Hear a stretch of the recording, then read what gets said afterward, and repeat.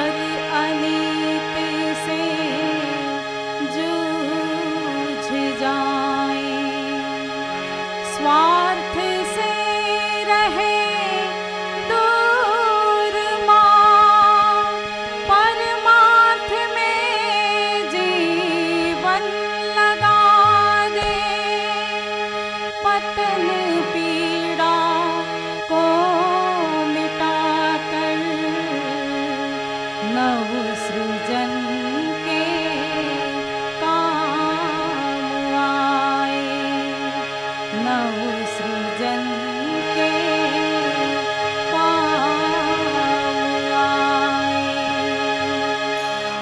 हमें भक्ति दो माँ, हमें शक्ति दो माँ, सतत साधना की तपन मांगते हैं।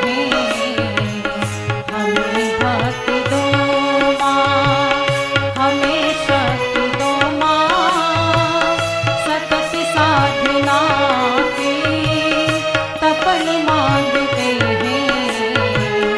नगर धाम कुछ आपसे मांगते माँ, विमल ज्ञान की एक किरण मांगते हैं। नगर धाम कुछ आपसे मांगते माँ, विमल ज्ञान की एक किरण मांगते हैं। हमें भक्ति दो माँ।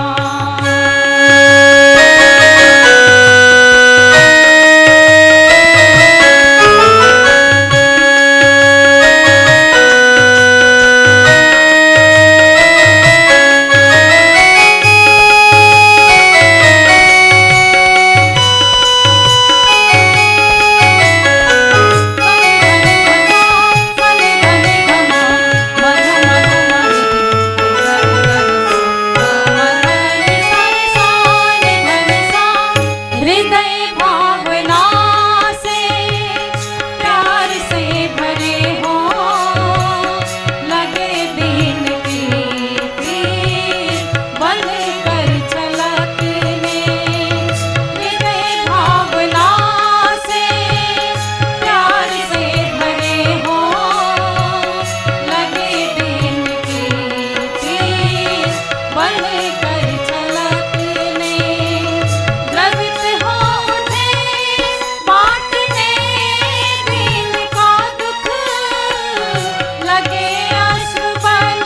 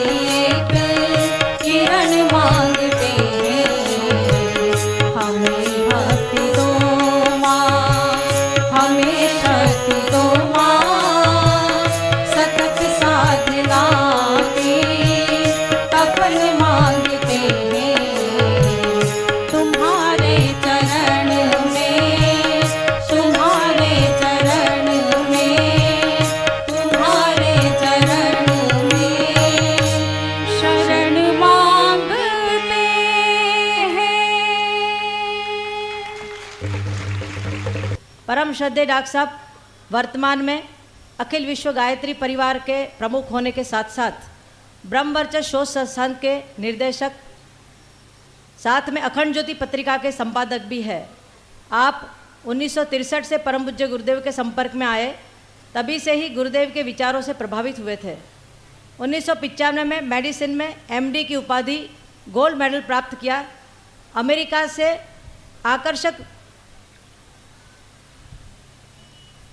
नौकरी का प्रस्ताव आया, उसके बावजूद भी भारत में रहकर अपनी सेवाएं प्रदान करने का मन बनाया। 1978 में परम पूज्य गुरुदेव के आह्वान पर नौकरी छोड़कर शांति कुंज हरिद्वार में स्थायी रूप से आपने रहने का मन बनाया। शांति कुंज में आने के पश्चात परम पूज्य गुरुदेव के मार्गदर्शन में आपने विश्व की अद्वितीय पत्रिका अखंड ज्योति, जिसमें विज्ञान और अध्यात्म के समन्वय पर अनेक लेख लिखे, तथा परम पूज्य गुरुदेव के महाप्रयाण के बाद अखंड ज्योति पत्रिका के संपादक है। विशेष रूप से वैज्ञानिक अध्यात्मवाद को प्रबुद्ध वर्ग तथा जनमानस तक पहुंचाने का महत्वपूर्ण कार्य आपके माध्यम से हो रहा है, जिसके लिए समस्त देश एवं विदेश के प्रबुद्ध के बीच में जाकर आपने मंथन किया तथा परम पूज्य गुरुदेव के दर्शन चिंतन को ऊंचाई तक ले जाने का कार्य भी किया। विश्व के महानतम विश्वविद्यालय जैसे कैम्ब्रिज यूनिवर्सिटी, ऑक्सफोर्ड, हार्वर्ड जैसे विश्वविद्यालयों में आपके चिंतन को सराहा गया और प्रतिष्ठा प्राप्त हुई। आपके इस प्रचंड कार्य को भारत के विद्वानों ने तथा मान्यवर संस्थाओं ने सराहा तथा पुरस्कृत किया गया। इस उपलक्ष्य में आपको ज्ञान भारती पुरस्कार, हिंदू ऑफ द ईयर्स पुरस्कार, नासा द्वारा वैज्ञानिक अध्यात्मवाद के प्रचार हेतु विशेष सम्मान तथा अनेकों अनेक प्रतिष्ठित पुरस्कारों से सम्मानित किया गया। आप स्वामी विवेकानंद योग अनुसंधान संस्थान के वर्तमान प्रेसिडेंट भी है। योग को विश्व स्तरीय प्रतिष्ठा दिलवाने के अलावा आपने अनेक प्रयास किया है और इस संबंध में सबसे अत्यंत महत्वपूर्ण बात यह है कि आप हरिद्वार में स्थित देव संस्कृति विश्वविद्यालय के कुलाधिपति है और इसके माध्यम से आपने युवा आंदोलन को गति देकर निराशा से ग्रस्त दिशाहीन युवाओं को सार्थक दिशा प्रदान कर उनके जीवन में नव चैतन्य का संचार करने का कार्य भी अथक प्रयास कर रहे हैं। विश्वविद्यालय में नियमित रूप से वहाँ के बच्चों की ध्यान की क्लास, गीता, रामायण आदि की कक्षाओं के माध्यम से देव संस्कृति विश्वविद्यालय के विद्यार्थियों के आध्यात्मिक पोषण का कार्य बहुत अच्छे से संपन्न कर रहे हैं। ऐसे बहुमुखी प्रतिभा के धनी अखिल विश्व गायत्री परिवार के अभिभावक, मार्गदर्शक, परम श्रद्धेय डॉक्टर प्रणव भाई साहब को हम प्रार्थना करते हैं कि आप अपने आशीर्वचन प्रदान कर हम बच्चों को अभिभूत करें। गायत्री मंत्र कमर सीधी करके बैठे, हमारे साथ साथ बोले। प्रार्थना ये करें कि हमारी बुद्धि सन्मार्ग पर चले, हम कभी गड़बड़ाने न पाएँ। भगवान हमें सद्बुद्धि दें। इतना बड़ा सौभाग्य हमको मिला है यहाँ आने का, इतने सुंदर स्थान पे, एक देव तीर्थ जहाँ पर शिरडी के साईं बाबा का स्थान है, द्वारका माई का स्थान है, वो नीम का पेड़ है जिसकी पत्तियों को उन्होंने मीठा कर दिया था। सारे चमत्कारों का एक स्वरूप जिनका विज्ञान कोई जवाब नहीं दे सकता, वो यहाँ मौजूद है। आप सौभाग्यशाली हैं कि शिरडी में आप मौजूद हैं और आपके साथ हम मौजूद हैं। हम अपने आप को सौभाग्यशाली महसूस करते हैं। गायत्री मंत्र जो हमारे वेदों में, जिसका वेदों का ओरिजिन जिससे कहा गया है, वेदों का मूल जिससे कहा गया है, वो गायत्री के माध्यम से कहा गया है। गायत्री महाशक्ति है, गायत्री वेद माता है, देव माता है, विश्व माता है। और इसी की स्तुति अथर्ववेद में की गई है। स्तुता मया वरदा वेद माता प्रचोदयंताम पावमाने द्विजानाम आयु प्राणम प्रजाम पशुम कीर्तिम द्रविणम ब्रह्मवर्चसम मह्यम दत्वा व्रजत ब्रह्मलोकम, बहुत सारी चीज़ें मिलती हैं, अनुदान ही अनुदान। गायत्री मंत्र में बहुत शक्ति है, हमेशा के लिए रहने वाला यौवन, कभी समाप्त नहीं होने वाला ये शरीर, और आंतरिक चिंतन, भावकल्प हमारे शरीर का, ये सारा का सारा आध्यात्मिक जो पुनरुत्थान होना चाहिए शरीर का, हमारे चिंतन का, वो सब कुछ देती है गायत्री माता। ऐसे गायत्री माता को याद करते हुए, सूर्य भगवान का ध्यान करते हुए, जैसा मैंने सुबह कहा था, आज संडे है, आज रविवार का दिन है, सूर्य का दिन है, आज हम याद करें उन भगवान को। ओम भूर्भुवः स्वः तत्सवितुर्वरेण्यं भर्गो देवस्य धीमहि धियो यो नः प्रचोदयात्। ओम गुरुर्ब्रह्मा गुरुर्विष्णु गुरुरेव महेश्वरः गुरुः साक्षात् परब्रह्म तस्मै श्री गुरुवे नमः। मातृवत् लालयित्री च पितृवत् मार्गदर्शिका नमोस्तु गुरुसत्तायै श्रद्धा प्रज्ञायुता च श्रद्धा प्रज्ञायुता च। हमारे आज के इस कार्यक्रम के भी संयोजक हमारे मुंबई गायत्री परिवार के और महाराष्ट्र गायत्री परिवार के सभी कार्यकर्ताओं, देवी स्वरूपा बहनों, देवतुल्य भाइयों, हमारे कार्यक्रम में जान डालने वाली हमारी ढेर सारी बच्चियां, ढेर सारी देवियां जो हमारे बीच में बैठी हैं, उन सभी की वजह से इस कार्यक्रम में स्वरूप निखर के आया और एक कन्या कौशल के बारे में एक ऐसी कुछ भावना बनी कि वास्तव में अगर प्रयास किया जाए तो कन्या को कौशलता के साथ साथ सिखाया जा सकता है, ऐसा मैच्योर बनाया जा सकता है जो कि भाव संवेदना की दृष्टि से, संस्कारों की दृष्टि से, हर दृष्टि से मैच्योर बन सकती हैं। विद्या का समावेश किया जा सकता है उनके अंदर। ऐसी बच्चियां हमारे सामने बैठी हैं। सभी शांतिकुंज से आई हुई हमारी बहनें हमारे मंच पे विराजमान, आसपास विराजमान, हमारे जोन के कोऑर्डिनेशन करने वाले सभी कार्यकर्ता भाइयों बहनों और बहुत सारी बहनों, सब बहनें ही बहनें बैठी हैं, तो सभी बहनों सबसे पहले आपका नाम, फिर भाइयों का नाम। भाइयों और बहनों, सबसे पहले मैं एक आपको छोटा सा वृत्तांत सुनाना चाहता हूँ जो शिरडी से जुड़ा हुआ है और मेरे जीवन से जुड़ा हुआ है। वो उस वृत्तांत को इसलिए सुनाना जरूरी है जिससे कि आपका कंसेप्ट क्लियर हो जाए कि परम पूज्य गुरुदेव क्या थे, परम पूज्य गुरुदेव क्या हैं और परम पूज्य गुरुदेव के हमारे जीवन में आने का कितना बड़ा एक संयोग है।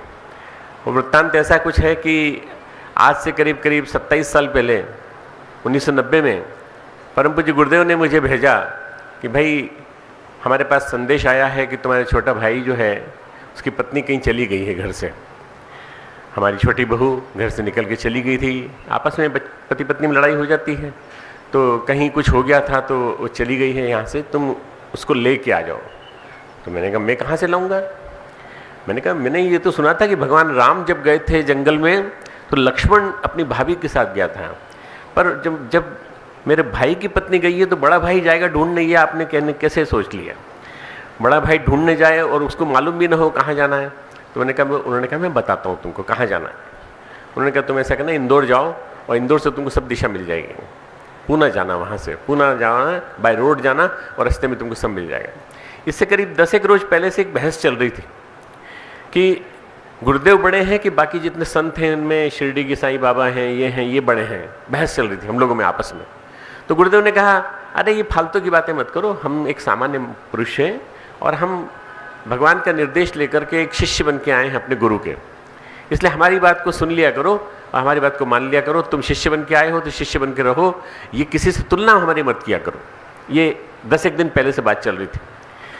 मैं फरवरी 1990 की बात कर रहा हूँ, जब मैं यहाँ आया, इंदौर आया। इंदौर से मैंने टैक्सी की, छोटे भाई को लिया साथ में और छोटे भाई को साथ में लेके मैं बाय टैक्सी इसी रूट से होता हुआ शिरडी का मंदिर जो है, मंदिर इतना बड़ा नहीं था जितना बड़ा आज है।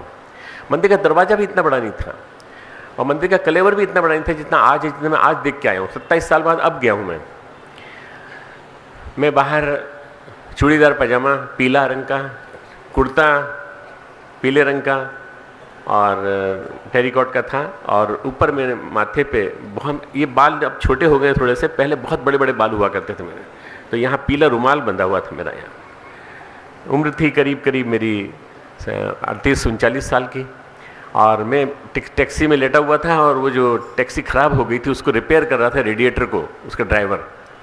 बाकी बच्चे, मेरा छोटा भाई और उसके छोटे उसकी बहू का छोटा भाई, वो भी घूमने निकल गए थे, कहीं चाय पीने के लिए चले गए थे। मैं लेटा हुआ था पीछे, क्योंकि रात में 2-3 घंटे हमको जंगल में रुकना पड़ा रेडिएटर ख़राब हो जाने की वजह से। जब ये रिपेयर हो रहा था तो एक पुरोहित ने आके दरवाजा खटखटाया। सुबह 7 बजे का समय था, 6-6:30 बजे का। मैं कुल्ला करके आया था, मंदिर अंदर गया नहीं। मैं गुरुदेव के अलावा किसी को मानता नहीं था। मेरे मन में ये था कि गुरुदेव ही सर्वश्रेष्ठ है, बस और कोई नहीं। तो बाकी किसी मंदिर में जाने की क्या जरूरत है। तो मैंने नल पे जाके पानी के छींटे डाले, कुल्ला किया, अपने साथ लाए हुआ ब्रश था उससे मैंने ब्रश किया, और ब्रश करके मैं जाकर लेट गया। इतने में वो आए पुजारी, और पुजारी जी ने कहा मैं मंदिर का पुजारी हूँ, प्रमुख पुजारी, और आप अंदर चलिए। मैंने कहा मैं क्या करूँगा अंदर चल के, आपको लग रहा है मेरे पीले कपड़े देख के कि मैं साधु महात्मा हूँ? नहीं, मैं कार्य करता हूँ अपने मिशन का, और मैं एक डॉक्टर हूँ। मैं एक प्रकार से आस्तिकता पर शोध कर रहा एक नास्तिक व्यक्ति हूँ। ऐसे में आप मुझसे क्या चाहते हैं? तो बोले नहीं कुछ नहीं, अंदर बड़े से बड़े पुजारी जी आपको बुला रहे हैं। मेरे जीवन का ये वृत्तांत मैं पहली बार मंच से सुना रहा हूँ, इसके मैंने पहले मैंने कभी नहीं सुनाया, मैं पहली बार सुना रहा हूँ ये। तो उन्होंने कहा कि वो आपसे मिलना चाहते हैं, वो साईं बाबा का दर्शन आपको कराना चाहते हैं। अरे मैंने कहा भैया मुझे किसी का दर्शन नहीं करना, आपको पैसे वैसे लेना तो मुझसे ले लो, थोड़े से पैसे हैं मेरे पास, आप ले लीजिए। बोले नहीं पैसे नहीं लेना, आप पैसे यहीं छोड़ दीजिए, आप चलिए मेरे साथ। उसका कहने में दबाव इतना ज़्यादा था कि मैं उसके साथ चला गया। मैं उसके साथ गया तो उसने मंदिर के मुख्य प्रवेश द्वार से प्रवेश कराया।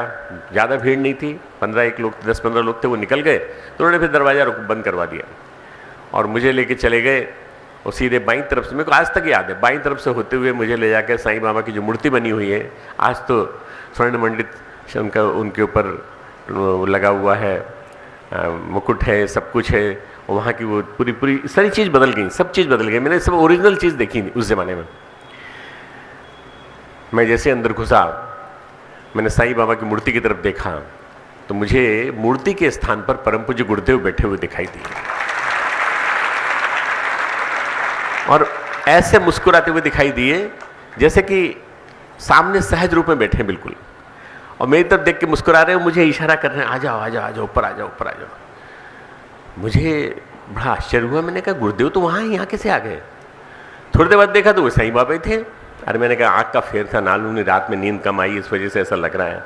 थोड़ा और आगे बढ़ा, थोड़ा और आगे बढ़ा, थोड़ा और आगे बढ़ा, फिर वो वहाँ तक पहुँचा जहाँ तक उनका स्टेज है, मंच जहाँ था। उन्होंने, पुजारी जी ने कहा, बहुत ऊंचा मंच था, उस ज़माने में 3 सीढ़ियाँ थीं, उसके बाद ऊपर चढ़ना पड़ता था, तब माला पहनाते थे उनको। तो उन्होंने माला दी मुझे और कहा माला पहना दीजिए आप। जब मैंने माला पहनाई तो साईं बाबा और गुरुदेव बार बार फ्लिकर हूँ बदले, फ्लिकर हूँ बार बार बदले। मैंने उनके माला गले में माला डाल दी, वो गले में माला डाल के वो मुझे बाहर से पीछे से दर्शन करा के उन्होंने पीछे के रास्ते से बाहर निकाल दिया और कहा अब आप जाइए, आपकी गाड़ी ठीक हो गई है और अब आप निकल सकते हैं। पुजारी बोला। मैंने कहा ये तो बताओ भैया ये क्या लीला क्या थी? बोले कुछ नहीं, हम कुछ नहीं जानते, ये तो सब साईं बाबा जानते हैं, हम नहीं जानते। मैंने इस यहाँ से गया, पूना गया, सब ढूंढ के ले आया, सब कुछ कर लिया मैंने, और जाके इंदौर में अपने पिताजी को सौंप करके मैं सीधा वहाँ से फ़ोन आया गुरुदेव का, तुम पहली फ़्लाइट पकड़ के आ जाओ। मैं पहली फ़्लाइट पकड़ करके आ गया और हरिद्वार पहुंचा तो हरिद्वार में गुरुदेव ने कहा, जब मैं ऊपर चढ़ा, अंदर कमरे में पहुंचा तो मैंने गुरुदेव की तरफ देखा, वही दृश्य था जो साईं बाबा के मंदिर में था, वैसे ही बैठे हुए थे बिल्कुल पूरे। उन्होंने कहा कहो अब क्या बात है, अब तुम्हारे मन में कोई शंका तो नहीं है कि मैं कौन हूँ और साईं बाबा कौन है और भगवान कौन है और संत कौन है और तीर्थ क्या होते हैं? अरे ये हम सब एक हैं, हम सब एक ही काम करने के लिए आए हैं। कभी किसी पर विश्वास मत करना, कभी किसी पर विश्वास मत करना। मुझे एक संकेत मिला उस दिन, संदेश मिला कि परम पूज्य गुरुदेव कितने ऊंचे स्तर की सत्ता हैं। परम पूज्य गुरुदेव ने किसी न किसी रूप में वहाँ अवतरित होकर के, चमत्कार दिखा करके, वहाँ के लोगों के बीच में काम करके इतना बड़ा एक संसार खड़ा कर दिया। आज देखिए 27 साल के बाद मैं आज देख के आया मंदिर, कितना बढ़िया विस्तार हुआ है, कितना बड़ा विस्तार हुआ है। मैं इसलिए कहना चाहता हूँ क्योंकि आप लोग मौजूद हैं और मैं यहाँ पर मौजूद हूँ। अगर मैं ना होता यहाँ तो शायद ये बात मैं किसी और ढंग से स्टार्ट करता। मित्रों, हमारी प्यारी प्यारी बच्चियों, हम सब लोगों के बीच में, अभी आपके बीच में 4-5 दिन पहले, 3-4 दिन पहले, पहले दिन मेरा बेटा आया था। चिन्मय नाम है उसका। उसने मेडिकल की डिग्री भारत से ली और विदेश से ली MRCP की डिग्री, और उसके बाद उसने 2010 में मेरे से आके कहा कि पापा मैं आपकी मदद करना चाहता हूँ। मैंने कहा मेरी मदद क्या करेगा तू साइकेट्रिस्ट है, और साइकेट्रिस्ट होने के नाते तू जो कर सकता हो, यहाँ क्लिनिक चला लिया कर, कभी आ जाया कर। जब आए इंग्लैंड से तो बोले नहीं मैं इंग्लैंड छोड़ के आना चाहता हूँ। मेरे को उसकी तब की तनख्वाह मालूम थी, साल में 2 करोड़ रुपया उसको मिल रहा था। इतनी बड़ी तनख्वाह छोड़ करके आने वाला कोई व्यक्ति अगर आपसे कहे कि नहीं मैं आना चाहता हूँ, तो मैंने कहा बेटा मैं तो नहीं दे पाऊँगा तो इतनी तनख्वाह। तो बोले मैं आपसे तनख्वाह थोड़ी मांग रहा हूँ, मैं तो आपसे एक आज्ञा मांग रहा हूँ, क्या मैं यहाँ आ सकता हूँ, मैं आके यहाँ काम कर सकता हूँ। मैंने सहज रूप में कह दिया। मैंने कहा बहुत बहुत ज़रूरी बहन। मैंने इस बच्चे को डेवलप होते देखा है। ये वंदनीय माता जी के आदेश पर मैंने और जीजी ने 1.25 लाख के हमने 5 अनुष्ठान किए इंदौर में रहकर, जब मैं MD कर रहा था, जिन दिनों MD की मेडिसिन कर रहा था। मैं अपनी पढ़ाई पढ़ रहा था, MD की, जीजी कर रही थी MA की। हम दोनों ने 1.25 लाख के 5 अनुष्ठान किए। और उसके बाद फिर उसके पश्चात जीजी गर्भवती हुई, और उसके पश्चात मैं अपनी पढ़ाई करता रहा, हॉस्टल चला गया, और जीजी ने ठीक उसी दिन जन्म दिया जिस दिन मुझे MD की डिग्री मिली, उसी दिन चिन्मय पैदा हुआ। तो हमारे को एक ही संतान मिली। मैं ये तो नहीं कहता कि मुझे पुत्र की इच्छा थी या पुत्री की इच्छा थी, मैं ये कहता हूँ कि मुझे देव संतति की इच्छा थी कि देव संतति अपने घर में आना चाहिए, चाहे लड़का हो चाहे लड़की हो, कैसे भी हो। वंदनीय माता जी का स्नेह मिला, जीजी का प्यार मिला। मैं दिन रात गुरुदेव के काम में लगा रहता था। हर बार, हर 1 घंटे में, हर 2 घंटे में गुरुदेव की आवाज़ लगती थी और मुझे बुलाया जाता था, मुझे सिखाया जा रहा था, मुझे तैयार किया जा रहा था। तो शुरू के 12 वर्ष मुझे उस चीज़ को तैयार करने में लगे जिस चीज़ के लिए मैं अखंड ज्योति लिखना आज क्रम चालू किया हुआ है, और 200 से ज़्यादा किताबें लिखी मैंने। तो दोनों का रोल जीजी ने निभाया, माँ का भी और पिता का भी, अच्छी तरह से देखा। मैं समझता हूँ कि माता को विधाता कहा गया है, माता को भाग्य विधाता कहा गया है, और अपने संतति का सब कुछ बनाने वाले कहा गया। ये इसी कारण कहा गया कि माँ के अंदर वो शक्ति है कि पिता न हो तो भी वो संभाल सकती है अपने बच्चे को, और संभाल करके उसको वैसा बना सकती है जैसा जरूरी है। जो भी संस्कार मेरे बच्चे के अंदर आज हैं, वो जो कुछ भी आज बन पाया है, विकसित हो पाया है, आप लोगों ने सुन लिया उस दिन, उसको आपने देख लिया। माता, पिता और गुरु तीनों की भूमिका माँ निभाती, तीनों की भूमिका माँ निभाती है। ये 3 सौभाग्य थे जो उनको मिले, और मैं समझता हूँ कि हम सबको ये सौभाग्य मानना चाहिए कि हम सब गुरुदेव माता जी के बेटे हैं। आप सब गुरुदेव माता जी की बेटियाँ हैं, जितनी बेटी हैं यहाँ पर सब गुरुदेव माता जी की बेटियाँ हैं। अपने माता पिता का लौकिक परिचय, भौतिकवादी परिचय तुम्हारा, भाई आपकी माँ कौन है, आपके पिता कौन है, तो आप माता पिता का नाम दे देना, पर बोलना हमारे आध्यात्मिक माता पिता हमारे गुरुदेव, हमारे माता जी। क्योंकि आज सुबह आपने दीक्षा ले ली है, मैं प्रमाण दूंगा और कहूँगा मेरे सामने दीक्षा ली है, मेरे माध्यम से दीक्षा ली है इन्होंने, जीजी के माध्यम से दीक्षा ली है। ऐसे में आपको अपने अंदर के साहस को जगाना होगा और पैदा करना होगा वो मनोबल कि कभी भी कोई कैसे भी कमजोरी आए हम अपने आप को झुकने नहीं देंगे। अर्जुन झुकने की स्थिति में आ गया था। भगवान कृष्ण ने कहा क्या हो गया, क्यों निराश हो गया, तू लड़ने के लिए तैयार क्यों नहीं है, लड़, उठ, तस्मै युद्धा युध्यस्व, तू उठ के खड़ा हो जा और युद्ध कर। तो वो युद्ध करने के लिए मना कर देता है क्योंकि उसको अपने दादाजी दिखाई पड़ते हैं भीष्म पितामह में, उसको अपने गुरु दिखाई पड़ते हैं द्रोणाचार्य में, उसको अपने गुरु दिखाई पड़ते हैं कृपाचार्य में क्योंकि वो कुल गुरु हैं, उसको विदुर दिखाई पड़ते हैं। और इन सबको देखने के बाद वो निराश हो जाता है, नीचे बैठ जाता है, मैं कैसे युद्ध करूंगा, मैं इनको नहीं मारूंगा। गलत बता रहे हैं, श्री कृष्ण गलत सिखा रहे हैं, युद्ध करो।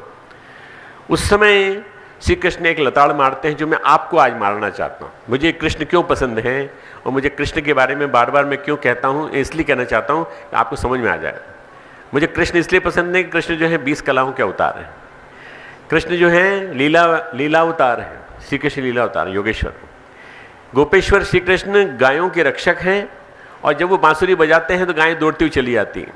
मुझे श्री कृष्ण इसलिए पसंद है कि श्री कृष्ण जो हैं वो नीति के रक्षक हैं, नीति की रक्षा करते हैं। इसलिए महाभारत के माध्यम से वो पांडवों के थ्रू पूरे के पूरे विश्व का एक नया निर्माण करने का, एक नवयुग के निर्माण का संकल्प करते हैं और वो करके दिखाते हैं। मुझे श्री कृष्ण इसलिए पसंद है। वही श्री कृष्ण कहते हैं, कुतस्त्वा कश्मलमिदम विस्मय समुपस्थितम अनार्यजुष्टम अस्वर्गम अकीर्तिकरम अर्जुन। हे अर्जुन, तेरे मन में ये असमय का असमंजस मोह कहाँ से आ गया? जब आपके जितनी बच्चियां बैठी हैं, छोटी बच्ची से लेकर बड़ी बच्ची सब, आपके मन में कई बार असमंजस आ जाता है। पढ़ाई का असमंजस, सामने पढ़ाई आ रही है, एग्ज़ाम आ रहा है, एग्ज़ाम का असमंजस, आपके मन में असमंजस आ जाता है कि माता पिता कह रहे हैं इससे शादी करो, इससे करें कि नहीं करें, जिससे हम प्रेम करते हैं उससे करें कि इससे करें।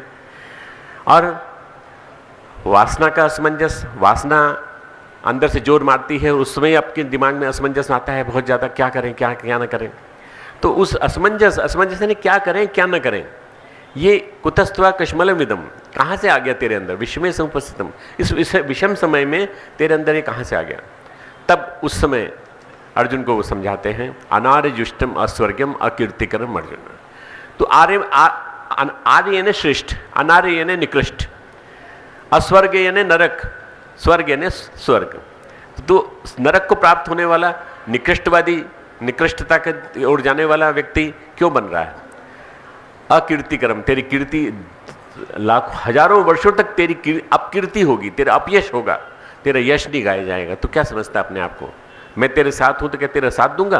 मैं तुझे मेरी बात सुननी पड़ेगी। उसके बाद अगले श्लोक में कहते हैं, दूसरे अध्याय का, क्लैब्यम मा स्वगम पार्थ न एतत्त्वयि उपपद्यते। क्लीवता को छोड़, नपुंसकता को छोड़, कमजोरी को छोड़, हृदय की तुच्छता और दुर्बलता को छोड़। क्लैब्यम मा स्वगम पार्थ, तुझे शोभा नहीं देती।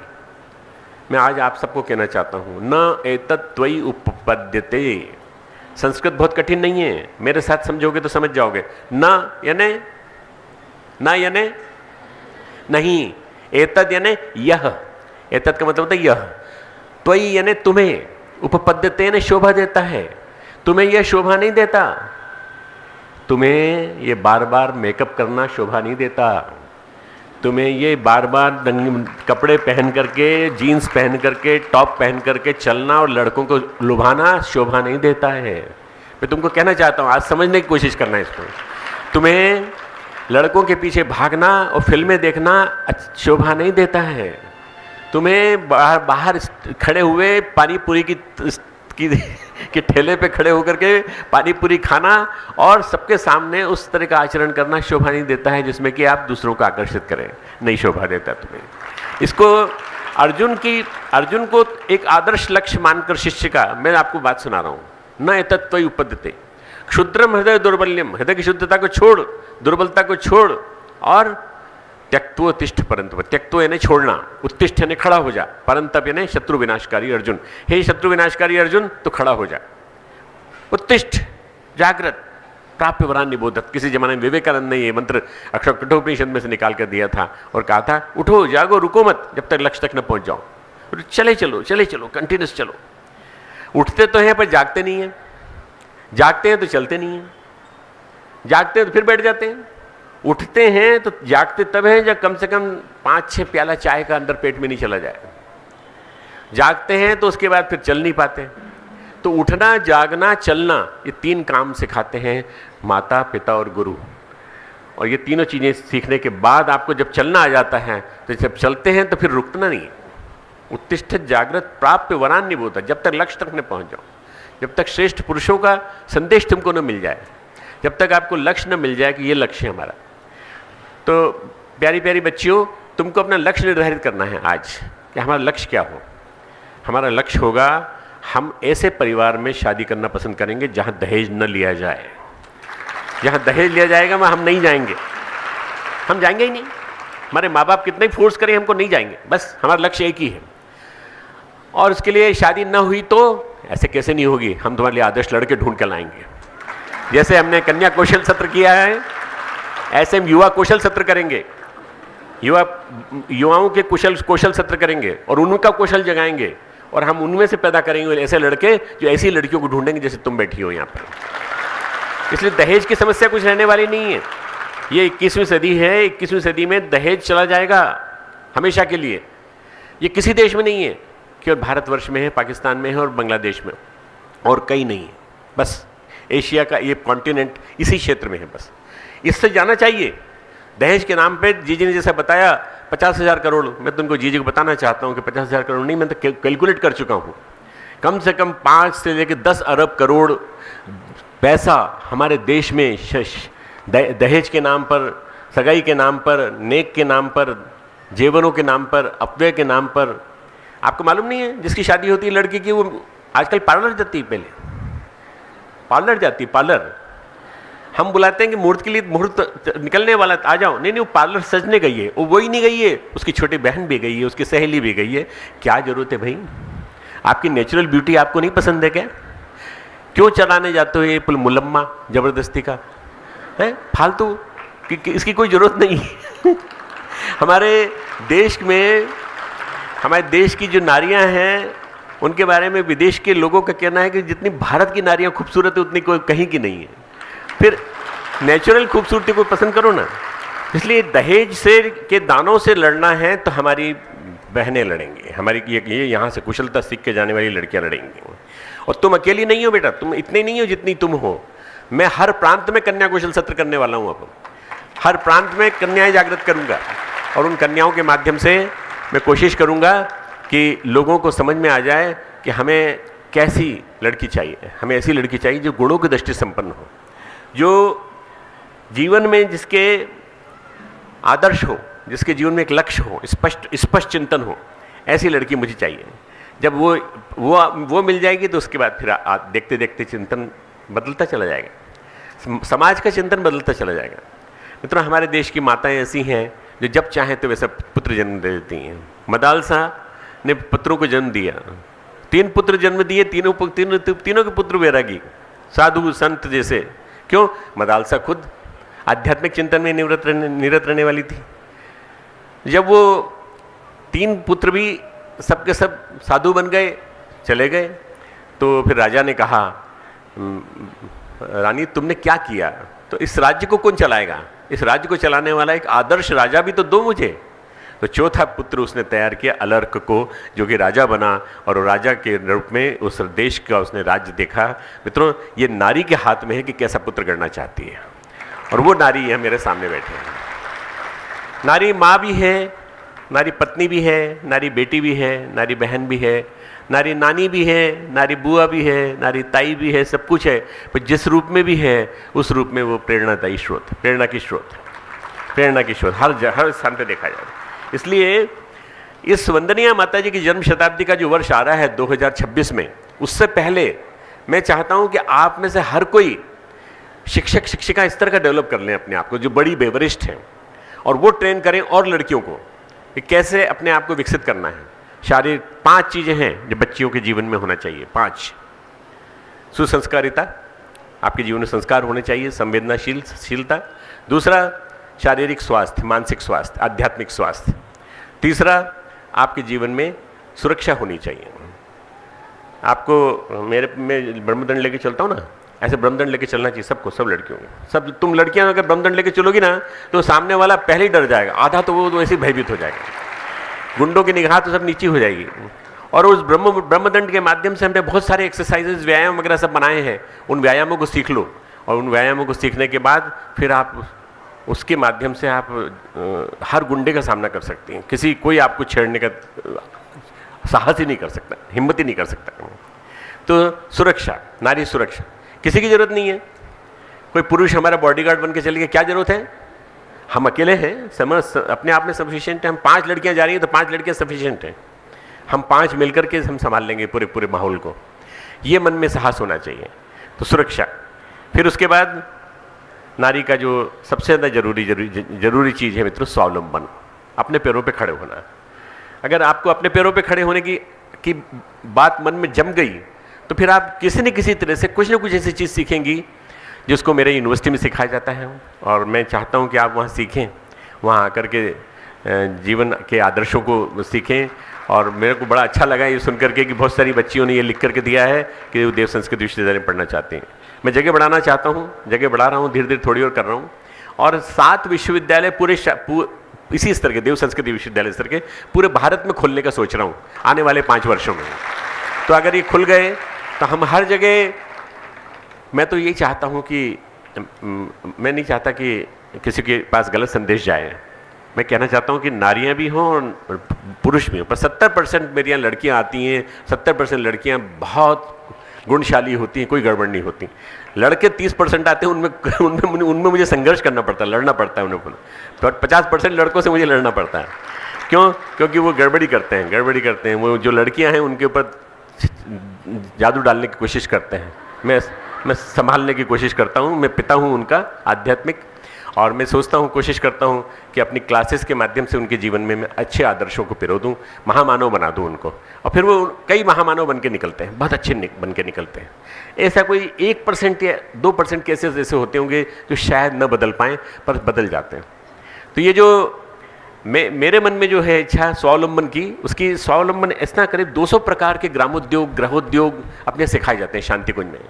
अगर वो गृहोद्योग, ग्रामोद्योग सिखाने का तंत्र डिसेंट्रलाइज हो जाए, जैसे हमारा यहाँ से थोड़ी दूर मध्य प्रदेश की बॉर्डर के अंदर हमारा सेंधवा का एक प्रयोग चल रहा है, प्रकल्प चल रहा है। ऐसा प्रकल्प अगर हर जगह जगह चलने लगे और देखते देखते गौ माता की रक्षा भी होने लगे और हम विभिन्न प्रकार के काम भी करने लगे जो ग्रामोद्योग के काम आते हैं, अपने पैरों पे खड़ा होने के। मेरे को बड़ा बुरा लगता है, मैं और जीजी जब मिलने के लिए बैठते हैं तो हमारे सामने से लड़कियां निकलती हैं और जब वो आती हैं तो उनमें से बड़ा आश्चर्य होता है कि बड़ी जल्दी शादी हो गई, 22 साल की उम्र में, 23 साल की उम्र में। 25 साल से पहले शादी नहीं होना चाहिए। शादी मैच्योरिटी की उम्र में होना चाहिए, किसी की भी मैच्योरिटी हो जाए, 25 साल की हो जाए, ब्रह्मचर्य का जीवन जी लिया, उसके बाद 25 साल के बाद फिर शादी हो तो बिल्कुल बाकायदा सोच समझ के हो, कुंडली देख के नहीं। कुंडली के गुण कभी नहीं मिलते, गुण मिलते हैं तो भगवान के बनाए हुए मिलते हैं। देख करके, लड़के को देख के अच्छी तरह से समझ बूझ करके, और उसके बाद जब शादी हो तो शादी होने के बाद फिर वो संतान को पैदा करने की स्थिति में हो तभी जन्म दे, नहीं तो जन्म न दे। 5 साल 4-5 साल सीखे, गृहस्थ जीवन के मर्यादाओं को सीखे, कौशल को सीखे, और उसके बाद फिर जब 27-28 साल की 29 साल की उम्र आती है तब बच्चा पैदा करने की स्थिति आती है। मित्रों, बहनों, प्यारी प्यारी बच्चियों, ये जो माता जी की जन्म शताब्दी आ रही है 2026 में, उससे पहले मैं चाहता हूँ कि ऐसा जगह जगह संकल्प खड़ा हो जाए, लोगों के मन में पैदा हो जाए कि हमें किसी भी हालत में अपने आप को कन्या कौशल के माध्यम से कुशलता का प्रशिक्षण ले लेना है। कुशलता का प्रशिक्षण लेकर के अपने आप को ऐसे योग्य बना लेना है कि हम भी उस आदर्श के अनुरूप बैठ सकें, जिस आदर्श के अनुरूप कल्पना डॉक्टर साहब बैठा के गए, जिस आदर्श की बात डॉक्टर साहब हमको बता के गए हैं, उस आदर्श के अनुरूप हम अपने आप को स्थापित कर सकें। तो मित्रों, ये जो मैंने एक आपको बात कही है कि भगवान कृष्ण क्या कहते हैं, अपने अंदर किसी प्रकार की दुर्बलता मत आने दो। आपके अंदर कभी कभी कमजोरी आ जाती है, आप छोटी छोटी बच्चियां हो और कभी कभी मनोबल आपका गिर जाता है। तो एक छोटा सा श्लोक सुनाता हूं जो एक मंत्र भी है, जो आप उसको उच्चारण भी कर सकते हैं और आप उसको गीता में से देख करके याद भी कर सकते हैं। एक जो मैंने आपको सुनाया, क्षुद्रम हृदय दौर्बल्यम त्यक्तोचित परंतप, ये एक मंत्र है, ये एक प्रकार का ऐसा श्लोक है जिसका कि पाठ किया जाता है। विवेकानंद अपने यहाँ जो गुरुकुल चलाते थे, कन्या गुरुकुल, विवेकानंद की निवेदिता उनको उसको संचालित करती थी, वहाँ इसका 51 बार पाठ किया जाता था, इसी एक श्लोक का। क्षुद्रम हृदय दौर्बल्यम त्यक्तोचित परंतप क्लैव्यम सकम पार्थ। वो पार्थ कौन है? मेरे अंदर बैठा हुआ अर्जुन, चाहे मैं लड़की हूँ चाहे लड़का, मेरे अंदर की जो आत्मा है वो, उस आत्मा को समझना बहुत ज़्यादा जरूरी है कि क्या करना है मुझे। इसके बाद मित्रों एक और श्लोक है, भगवान कृष्ण ने कहा है 6ठे अध्याय में, अपने हृदय को कभी भी, अपने मन को कभी गिराओ मत। आत्मा ही हूँ आत्मनो बंधु आत्मे रिपु आत्मना उद्धरेद आत्मना आत्मानम आत्मानम अवसादेत। 6ठे अध्याय का 6ठा श्लोक। अपना उद्धार स्वयं करो, कोई नहीं आएगा तुमको बचाने के लिए। जब दहेज की आग पे जलाया जाएगा तो तुमको बचाने के लिए कोई नहीं आएगा। तुम अगर मजबूत होगी तो तुम उन सास ससुर को आग में डाल के तुम खुद भाग जाओगी, निकल आओगी, अगर तुम्हारे अंदर ताकत होगी, तुम्हारे अंदर ताकत होगी। अपने अंदर की ताकत को विकसित करो, अपने अंदर के आत्मबल को, मनोबल को विकसित करो। उद्धरेद आत्मना आत्मानम, अपना उद्धार स्वयं करो। आत्मना आत्मानम नात्मानम अवसादयेत, मन को कभी अवसाद में मत जाने दो, निराशा में मत जाने दो। बहुत जल्दी मनोविकार से ग्रसित हो जाती हैं बच्चियां। मैं इनको समझाना चाहता हूं कि बेटा आप लोग कभी मनोविकारों से ग्रसित मत होना, आप हमेशा शांत रहना, ध्यान करना, परम पूज्य गुरुदेव को अपना साथी मानना, सहयोगी मानना, ये मान के चलना वो हमेशा आपके साथ चलेंगे, क्योंकि आपने उनके साथ दीक्षा ली है। सबसे बड़ा संबंध इस संसार में अगर कोई है तो गुरु शिष्य का संबंध है। सबसे पवित्र संबंध अगर कोई है तो गुरु शिष्य का संबंध है, आध्यात्मिक रिश्ता है। उसके बाद आता है पति पत्नी का संबंध, जो अग्नि की वेदी पर साक्ष्य में लिया जाता है। बाकी संबंध इसके बाद है, बाकी संबंध माता पिता का संबंध, माता बेटी का संबंध, सब इसके बाद है। ये जो संबंध है, दो संबंध सबसे महत्वपूर्ण है। आप ये समझ लीजिए कि आपने गुरु को चुन लिया तो आध्यात्मिक परिणय कर लिया, आध्यात्मिक रूप से आपने गुरुदेव को अपना साथी मान लिया, जीवन साथी, बस वो आपके साथ चलेंगे। हर चीज़ वासना से जुड़ी हुई नहीं होती इस दुनिया में। हर जगह वासना का संबंध मत देखा करो। आज टीवी ने, सोशल मीडिया ने, ये आईपीएल का एक हल्ला चला है, इसने लोगों के दिमागों को हिला के रख दिया। लोगों के दिमागों में बुरी तरह से अश्लील चिंतन, और इसी की वजह से मित्रों इतनी ज़्यादा गड़बड़ियाँ हो रही हैं कि आप देख लीजिए नारी की असुरक्षा में जी रही है। इसलिए ये जो मैंने आपको 5 बात बताई हैं, इनकी 5 बातों में सबसे अंतिम है सशक्तिकरण, नारी का सशक्तिकरण, वुमेन एम्पावरमेंट। नारी को एम्पावर करो, और इसके लिए सरकार प्रयास कर रही है, आप लोग भी प्रयास करिए। गायत्री परिवार पूरा का पूरा अपना कोशिश करेगा। हमारे कई स्थानों पे हमारे परिचित, हमारे मिशन से प्रशिक्षित और मिशन से जुड़े हुए मुख्यमंत्री बैठे हुए हैं। हमें प्रयास करना चाहिए, प्रार्थना करना चाहिए कि हे भगवान, आने वाले दिनों में नारी को 80% स्थानों पर बल मिले, 80% स्थानों पर नारी का स्थान हो। मैं बहुत प्रसन्न होऊंगा अगर ऐसा होता है तो, क्योंकि फिर 21वीं सदी नारी सदी गुरुदेव की जो भविष्यवाणी है वो पूरी हो जाएगी। तो मित्रों, हमारे माध्यम से एक अनुष्ठान का आरंभ हुआ है, जिसका अखंड ज्योति मराठी और अखंड युग शक्ति गायत्री तीनों में मई, जून, जुलाई, इन 3 अंकों में डिटेल से आया। मैं यहाँ बताना नहीं चाहता, पर मैं इतना बताना चाहता हूँ, साधनात्मक, उपासनात्मक और आराधनात्मक एक पुरुषार्थ हमने 9 साल का, 9 सृजन साधनात्मक पुरुषार्थ, 9 साल 17, 18, 19, 20, 21, 22, 23, 24, 25, 26 में हम माता जी की जन्म शताब्दी मनाएंगे। 26 में हम अखंड दीपक की जन्म शताब्दी मनाएंगे, और 26 में हम श्री अरविंद के द्वारा की गई भागवत सिद्धि के अवतरण की, हम जो भागवत सिद्धि का दिवस था उसकी 100 वर्ष पूरे होने की अवधि मनाएंगे। तो इसको आप समझने की कोशिश करना कि ये जो 9 साल हैं ये एक नवरात्रि के एक दिन के समान है।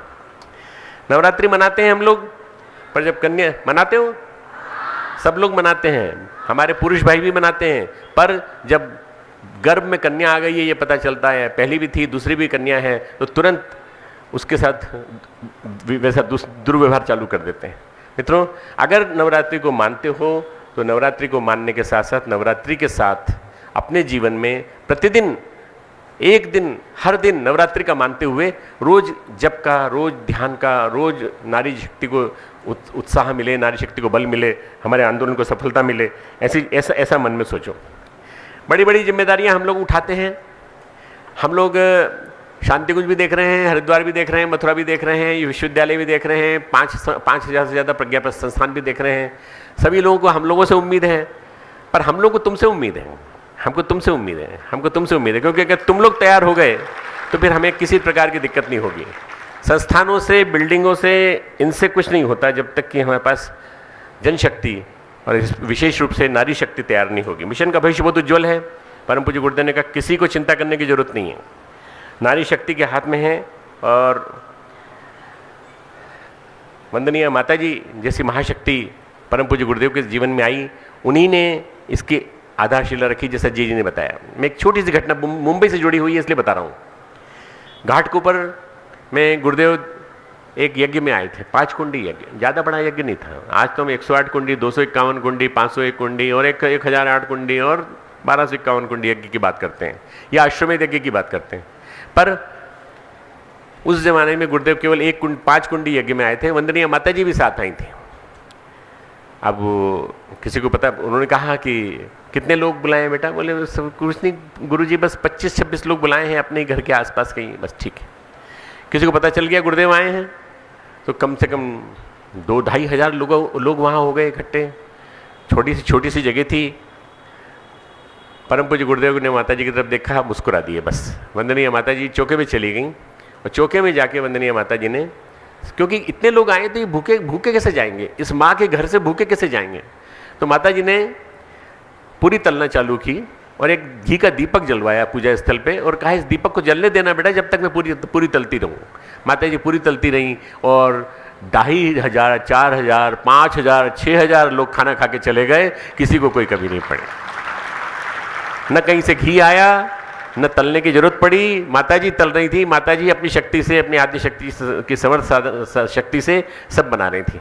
ये उदाहरण इसलिए मैंने दिया कि आपको याद रहे मेरे जीवन में ये एक ऐसी एक महत्वपूर्ण याद है। ये वास्तव में आज कामिनी, रमणी, भोग्या, वासना वाला स्वरूप नारी का जो बैठ गया है उसको हम निकालें और उसके माध्यम से हम अपने चिंतन को बदलें और ये बदलें कि हम कैसे अपने समाज को बदल सकते हैं, कैसे समाज में छाई हुई एक जो विषमता है और वो जो माता पिता के प्रति या विशेष रूप से माँ के प्रति या विशेष रूप से पत्नी के प्रति या बहन के प्रति उपेक्षा का जो भाव है वो निकले।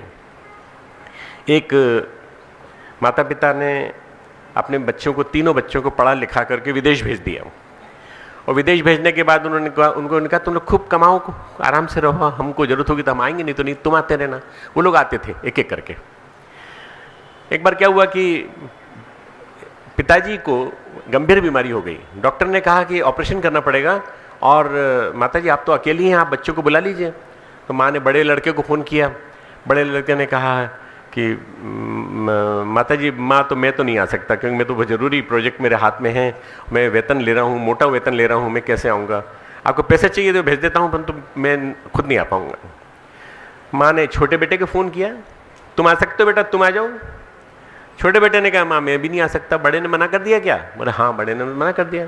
तो मेरा भी मना नोट कर लो, मैं भी नहीं आ पाऊँगा।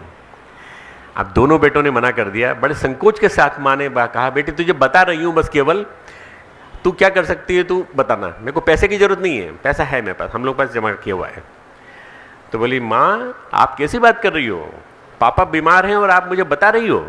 मैं आपके जमाई जी के साथ आज रात को निकल रही हूँ, आज रात को फ्लाइट की टिकट कटवाती हूँ और मैं आज रात को आ रही हूँ, कल आपके बीच में होंगी मैं, और मैं हम दोनों तब तक रहेंगे, मान लो जरूरत पड़ी तो नौकरी भी छोड़ देंगे, हम दोनों तब तक रहेंगे जब तक पापा सही नहीं हो जाते। मित्रों लड़की काम आती है, लड़का काम नहीं आता। लड़की काम आती है, सबसे ज़्यादा कीमती लड़की है। अगर ईमान को चलो ये मत कहना कि मतलब डॉक्टर साहब कह गए हैं इसलिए लड़के को हम ऐसा इस नज़रों से देखें, ऐसा मत देखना। लड़के बहुत अच्छे होते हैं, मेरा भी लड़का बहुत अच्छा है पर मैं बताना चाहता हूँ कि लड़की को जितनी उपेक्षा की दृष्टि से देखा जाता है उस उपेक्षा को अब हटना चाहिए। लड़की वास्तव में सही अर्थों में हमारी पुत्री, हमारी कन्या, हमारे गर्भ से जो पैदा हुई है, हमारे वीर्य और रज से जो पैदा हुई है, वो न पैदा हुई हो, कहीं से भी पैदा हुई हो, कैसे भी पैदा हुई हो, वो हमें हमेशा स्मरण रहना चाहिए। मुझे एक कहानी याद आती है छोटी सी। एक माँ अपने बेटे के साथ एक अनाथालय गई। क्यों गई? क्योंकि बेटा ले गया। बेटा अनाथालय के साथ बने हुए ओल्ड एज होम में उनको स्थापित करने गया था माँ को, कि माँ मैं तो विदेश रहता हूँ, आपको ज़रूरत पड़ेगी, आपको तो अब चलने में दिक्कत पड़ती है, व्हील चेयर की ज़रूरत पड़ती है, आप ओल्ड एज होम में रहो, यहाँ का खर्चा मैं बियर करूँगा। तो उसने कहा बेटा अगर तुम्हें एतराज़ न हो, अब बूढ़ी हो गई थी, 80-85 साल की बूढ़ी हो गई थी, वो बोले मैं अगर तुमको एतराज़ न हो तो मैं पड़ोस में जो अनाथालय है उसके मालिक से मिलना चाहती हूँ, संचालक से। चलिए मैं मिला देता हूँ। मिलने गई तो खूब देर तक बात करते हैं, बहुत देर तक बात करते हैं। अनाथालय के संचालक जब मिलकर आए तो उनकी आंखों में आंसू थे। उन्होंने कहा कि बेटे ने कहा कि आपसे बड़े घुट घुट के बात कर रही थी मेरी माँ, क्या आप उन्हें जानते हैं? बोले अरे हाँ क्यों नहीं जानते, तुमको मालूम है कि तुम्हारी माँ के तुम सच्चे बेटे नहीं हो, सगे बेटे नहीं हो, तुमको इस अनाथालय से गोद लेके गई थी यही माँ, इस अनाथालय से गोद लेके गई थी और गोद ली हुई माँ को वही बेटा आज फिर डाल रहा है, अनाथ बना करके डाल रहा है। किसी लड़के के ऊपर या पुरुष जाति के ऊपर मेरी टिप्पणी नहीं है, मेरी टिप्पणी है उस पर, उस मानसिकता के ऊपर जिस मानसिकता के कारण आज इतना ज़्यादा हाहाकार मचा हुआ है इस धरती पर। फिल्में बन रही हैं, सीरियल्स बन रहे हैं। बहनों, आप लोगों को सीरियल देखने का शौक है तो आप दिन में सीरियल का देखने का शौक छोड़ दो, बाल संस्कार शालाएँ चालू करो। बाल संस्कार शालाएँ चालू करके बहुत सारी बच्चियाँ हमारी जो हैं वो 12 बजे बाद सीरियल्स जो आते हैं वो सब इन्हीं के लिए आते हैं। वो 2 बजे बाद सास बहू के सीरियल और दुनिया भर के ननद के सीरियल, षड्यंत्रों के सीरियल, खलनायिका के सीरियल छोड़ दो, ये सारी चीज़ें छोड़ दो। गायत्री परिवार अच्छे अच्छे बढ़िया सीरियल लेके आ रहा है, उनको देखना जब देखना तो। और उसके बाद अभी इस समय 2 से 4 का समय आप रोज़ बाल संस्कार शालाओं के लिए निकालो। अगर आप बाल संस्कार शालाएँ चलाएँगे तो बच्चे नए संस्कारवान बच्चे निकल के आएंगे। मैं समझता हूँ कि नारी जितनी शक्ति के साथ चला सकती है, 1.25 लाख से ज़्यादा बाल संस्कार शाला गायत्री परिवार के द्वारा चलाई जा रही है। और गायत्री परिवार मोटिवेट कर रहा है जगह जगह। ये जगह मैंने जैसे शुरू में कहा कि साईं बाबा की है, ये महाराष्ट्र की भूमि छत्रपति शिवाजी की है, महाराष्ट्र की भूमि पंढरपुर के विठोबा की है, महाराष्ट्र की भूमि ज्ञानेश्वर की है, महाराष्ट्र की भूमि उन सब संतों की है जिन संतों ने इतने बड़े बड़े काम किए, उन सब समाज सुधारकों की है, ज्योतिबा फुले से लेकर के महर्षि कर्वे तक, उन सब की है जिन्होंने ऐतिहासिक काम किए हैं। ये महाराष्ट्र की भूमि उस झांसी की रानी की है जो थी मराठी पर थी झांसी में। उस महाराष्ट्रियन लड़की ने छक्के छुड़ा दिए 17 साल की उम्र, 26 साल की उम्र में बच्चे को पीठ पे धारण करके ऊपर ग्वालियर के किले से नीचे कूद गई वो। ऐसे वीर बहादुर स्त्री की भूमि है। वैसा वीर बहादुर चरित्र तुम्हारा भी होना चाहिए। अगर तुम वैसा चरित्र निकाल के दिखाओ तो मुझे आश्चर्य नहीं होगा कि महाराष्ट्र से निकल के आया ये संकल्प। महाराष्ट्र से एक संकल्प चाहता हूँ मैं आप लोगों के माध्यम से, थोड़ी सी एक बात सुना करके। तुकाराम का ये इलाका है, विनोबा का इलाका है पूरा के पूरा, और ऐसा इलाका है जहाँ से कि बहुत बड़ी एक संकल्प की श्रृंखला चालू होने वाली है। जनवरी 2018 में हमारे युवा क्रांति वर्ष का समापन होगा, 27, 28, 29 जनवरी 2018। आप सब यहाँ जो जितने हो, यहाँ पे जो युवा हो, छोटे बच्चे तो नहीं, जितनी छोटी छोटी बच्चियाँ हैं, जैसे ये अभी उठी ये वाली बच्ची, इतनी छोटी नहीं, थोड़ी बड़ी, थोड़ी सी एडल्ट टाइप, 12 साल से बड़ी, मैं उन सबको आह्वान करता हूँ आप महाराष्ट्र आइए, आप नागपुर आइए और नागपुर में आकर के हमारे साथ मिलकर के संकल्प लीजिए। युवा शक्ति के माध्यम से नवयुग का सृजन कैसे होगा इसका सपना हम दिखाएंगे, सपने को कार्यान्वित करने की योजना देंगे और उसमें पूरे देश के लोग इकट्ठे होंगे, केवल महाराष्ट्र नहीं पूरे देश के, पर महाराष्ट्र उसको होस्ट करेगा क्योंकि नागपुर केंद्र में है। 4 वीडियो रथ जगह जगह से आएंगे, 4 कोनों से आएंगे और वहाँ जाके समापन होगा। आज मैं आपसे संकल्प चाहता हूँ, अपना दायां हाथ ऊपर उठाओ, सब बहनें जितनी हैं, भाई इसलिए उठा लें कि उनको इस संकल्प में साथ देना है। मैं संकल्प लेती हूं कि, भाई बोल सकते हैं, संकल्प लेता हूं कि किसी भी स्थिति में मैं दहेज नहीं लेने दूंगा, न दहेज दूंगा और न दहेज एक्सेप्ट करूंगी। ये मेरा संकल्प है और ये स्थायी रूप से निर्धारित रहेगा। बोलिए परम पूज्य गुरुदेव की, परम वंदनीय माता जी की। अपने आप को दिव्यता को पहचाने, संस्कारी बने और राष्ट्र सेविका बने, ऐसे संकल्प के साथ मैं अपनी बात समाप्त करता हूँ। शुभ मंगल करें। बहनों, परम श्रद्धेय डॉक्टर साहब ने हमारे अंदर एक जोश भर दिया। बहनों का अंदर की शक्ति जब जग जाती है तो वो क्या नहीं कर सकती है। समाज की कुरीतियों को, अत्याचारों को, अन्यायों को दूर कर सकती है। भगवान ने उनके अंदर वो क्षमताएं दी है। अब जैसे कि मैंने आपको कहा था, आप लोगों ने मुझे जो अपने गलतियां लिख करके दी है, मैंने प्रॉमिस किया था मैं आपके सामने ही परम श्रद्धेय जी परम श्रद्धेय डॉक्टर साहब के चरणों में समर्पित करूंगी और वे आप सबकी गलतियों को गुरु जी के सामने रख देंगे और फिर आपको बताएंगे कि वे इसका क्या करेंगे और आपको इसका किस प्रकार से प्रायश्चित करना होगा।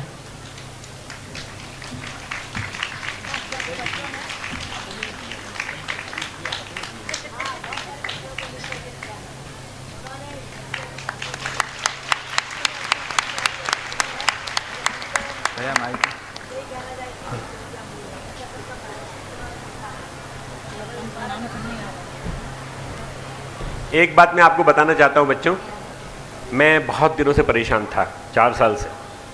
2012 की 16 दिसंबर के दिन एक लड़की थी जिसका नाम मीडिया ने निर्भया नाम दिया। उस निर्भया के साथ अत्याचार हुआ। 22 साल की लड़की थी और इतना ज़्यादा अत्याचार हुआ कि उसको सड़क के किनारे मार करके पटक दिया गया। केवल मार करके नहीं, दुराचार करके, बुरी तरह से प्रताड़ित करके, और उसमें 5 लोगों का हाथ था। उन 5 लोगों में से 4 लोगों को कल सुप्रीम कोर्ट के द्वारा फांसी की सजा दे दी गई है। मैं सोचता हूँ न्याय है और न्याय जिंदा रहेगा। और उस वकील को जो उनकी तरफ से लड़ रहा है, उन 4 की तरफ से लड़ रहा है, उस वकील को भी दंड मिलना चाहिए। क्यों लड़ रहा है वो? आखिर किस बात के लिए लड़ रहा है? ये हम लोगों के माध्यम से आवाज़ जानी चाहिए, मीडिया के माध्यम से आवाज़ जानी चाहिए कि ये बिल्कुल ठीक नहीं है। ये 4 लोगों को दंड मिला है, 4 साल बाद मिला है, 4 साल बाद मिला है। आने वाले दिनों में अगर दंड 3 महीने के अंदर तय हो जाए, एक लॉ बन जाए, मैं मोदी जी से रिक्वेस्ट भी कर चुका हूँ, एक लॉ बन जाए और नियम बन जाए कि 3 महीने के अंदर निर्णय दे दिया जाएगा और फांसी पे सरेआम लटका दिया जाएगा, तो मित्रों फिर कोई दुराचार नहीं होगा। कोई छोटी छोटी बच्चियों के साथ जो 6 महीने की, 2 साल की, 3 साल की घर में एब्यूज़ हो रहा है, सेक्सुअल एब्यूज़ हो रहा है, वो भी बंद हो जाएगा। इन सब के लिए आप लोगों को संघर्ष करना पड़ेगा। एक संघर्ष वाहिनी बनाना चाहता हूं आप लोगों के माध्यम से, जिसके लिए संघर्ष करें। बोली गायत्री माता की। श्रद्धेय डॉक्टर साहब के माध्यम से पूरा प्रेरणा का संचार हो चुका है और अब यहाँ पर मंच पर मैं सम्मानित अतिथियों को श्रद्धेय डॉक्टर साहब तथा वंदनीय जी का आशीर्वाद लेने के लिए उपस्त्र के द्वारा आपको आशीर्वाद मिलने जा रहा है। मैं पहले उनके नाम यहाँ से मंच से लेता हूँ, वे यहाँ पर मंच की दाहिनी ओर आ जाएंगे। अभी बच्चों थोड़ी देर के लिए बैठे रहिए। अभी एक विशेष कार्यक्रम है, एक दीपक प्रज्वलित होगा। परम श्रद्धेय डॉक्टर साहब, परम श्रद्धेय जी शांति कुंज हरिद्वार से परम पूज्य गुरुदेव की शक्ति को लेकर के आए हैं। यहाँ आपके सामने दीपक रखेंगे और उस दीपक के माध्यम से आपको शक्ति का संचार करेंगे ताकि आप अपने जीवन में आगे ऊंचे उठे, आपका जीवन खुशहाल हो जाए, आपके जीवन में आने वाली समस्याएं दूर हो जाए। इसलिए अभी विशेष एक दीपदान का कार्यक्रम होगा। अभी धैर्य बनाए रखेंगे। श्री डूंगर से भाई मोरशिया वाले, श्री जयसुख भाई जागाड़ी जी, श्री शिवशंकर जी तिवारी जी, श्री बाबू भाई पी पटेल, रति भाई पटोडिया, श्री मोहनलाल जी खेतिया।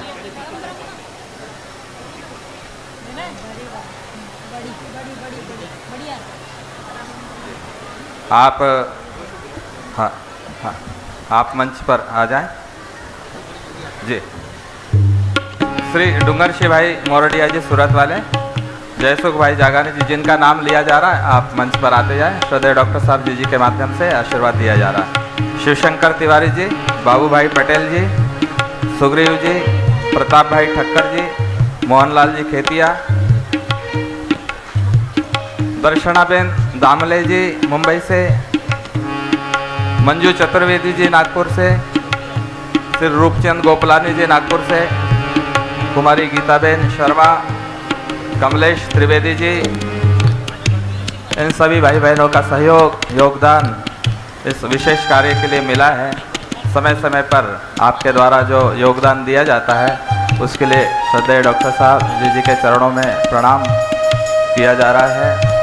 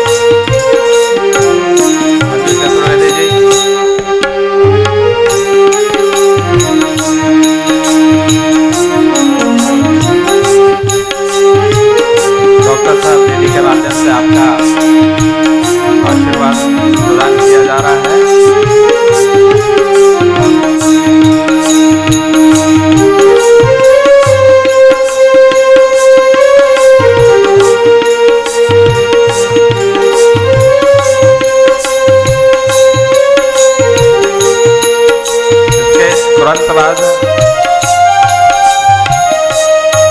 यहाँ पर विमोचन किया जाएगा।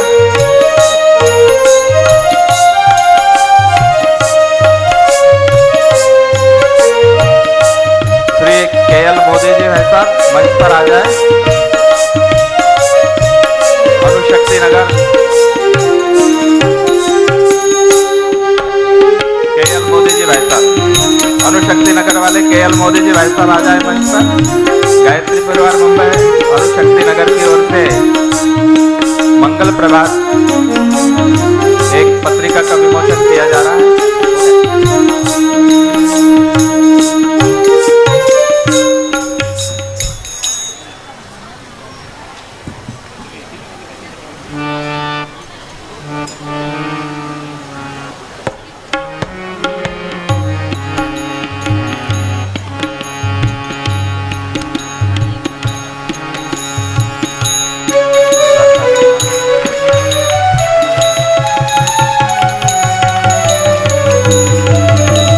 परम पूज्य गुरुदेव के जीवन के महत्वपूर्ण प्रसंग युवा पीढ़ी के लिए समर्पित किए गए हैं।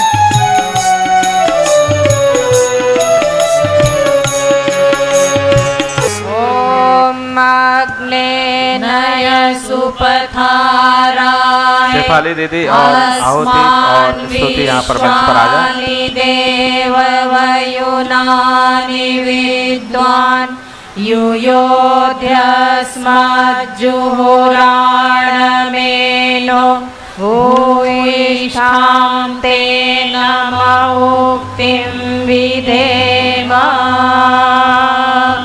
ॐ यं ब्रह्मवेदान्तविदो वदन्ति परं प्रधानं पुरुषं दधाने विश्वोद्गते कारणमीश्वरं वा तस्मै नमो विघ्नविनाशनाय।